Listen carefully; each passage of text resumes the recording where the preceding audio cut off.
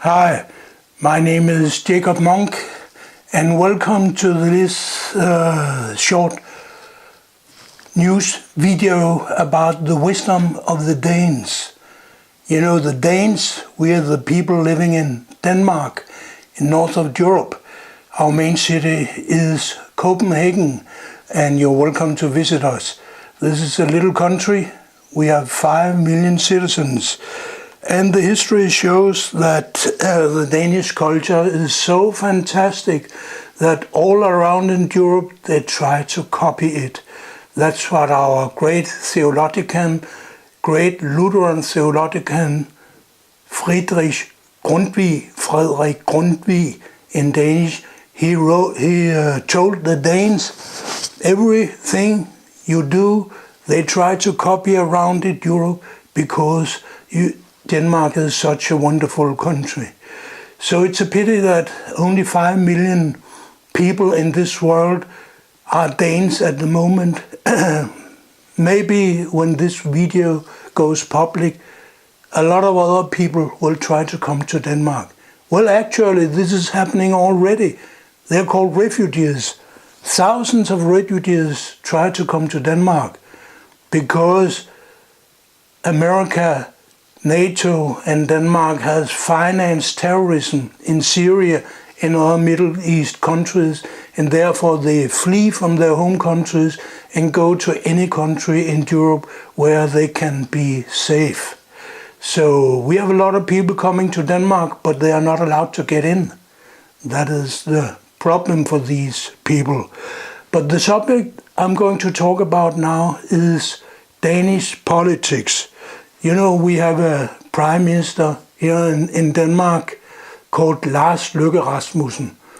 Maybe you know him because when he was a member of Taliban, he was visiting Afghanistan, and actually he joined Taliban for maybe not a long time, but you can see the picture. I'll show you here the picture of our prime minister being having associated with Taliban. He's the man in the middle with the machine gun.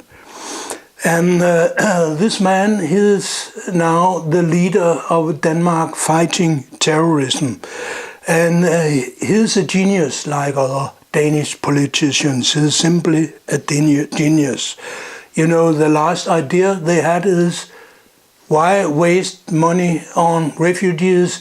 Because when they come here, the few of them that we allow to get in, they have some jewelries. Maybe they have a ring or a necktie or something. It can be worth maybe $10, maybe $20. We take them off. We sell these jewelries and then we get some money. Well, this idea is not our own. We had them from the guards at the Auschwitz KZ camp 1943. They did exactly the same. So that has inspired the Danish politicians because they have always been closely mentally associated with the culture of Germany during the Hitler time. And now they're trying to copy the same with the refugees here in Denmark. And something else. You know, because we have such wonderful politicians, they want to rule the whole world if it's possible. But the whole world is not coming to us. So we have to go with NATO and USA down to convert these countries to Danish colonies. And at the moment, you know, there is something in Syria called ISIS. Islamic State. It's an organization claiming to convert Syria and Iraq and other countries into a Sunni Islam caliphate, something like a continuation of the Ottoman Empire. That's what they're trying to do.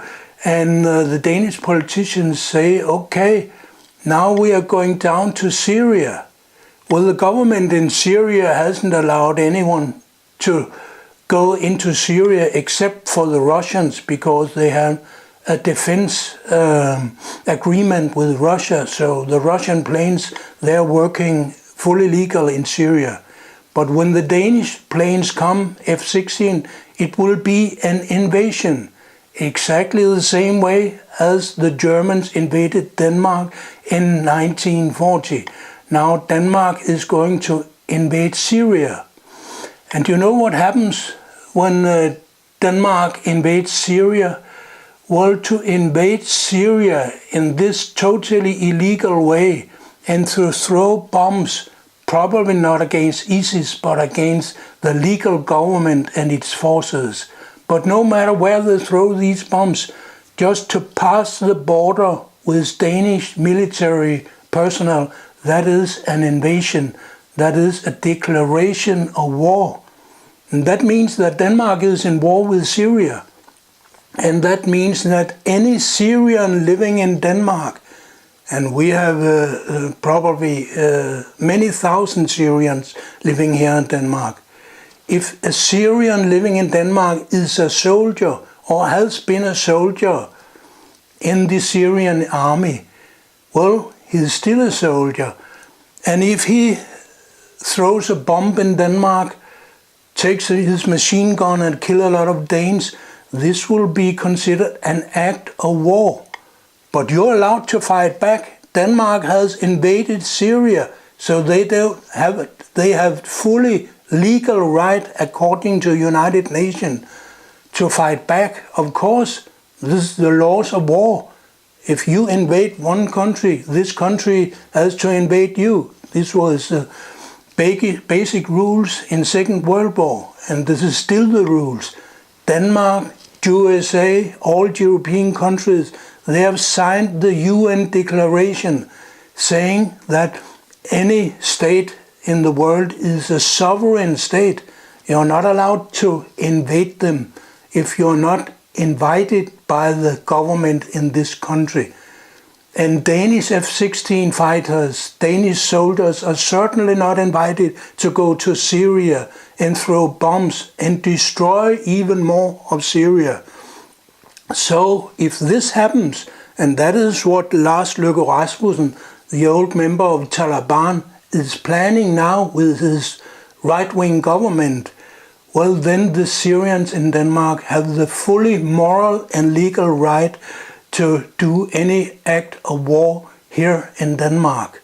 But I'm not sure the Danish politicians, they are so wise that they think they know how Syrians and other people in the world are thinking.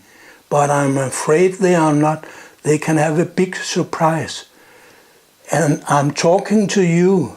You're probably not living in Denmark, so maybe you don't care.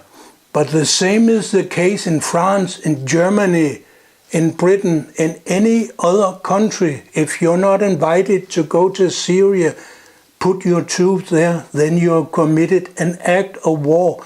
And the Syrians living in your country, if they are soldiers and understand themselves as being soldiers, they have the full right to commit acts of war against you and your country. Is that what you want? Thank you for listening.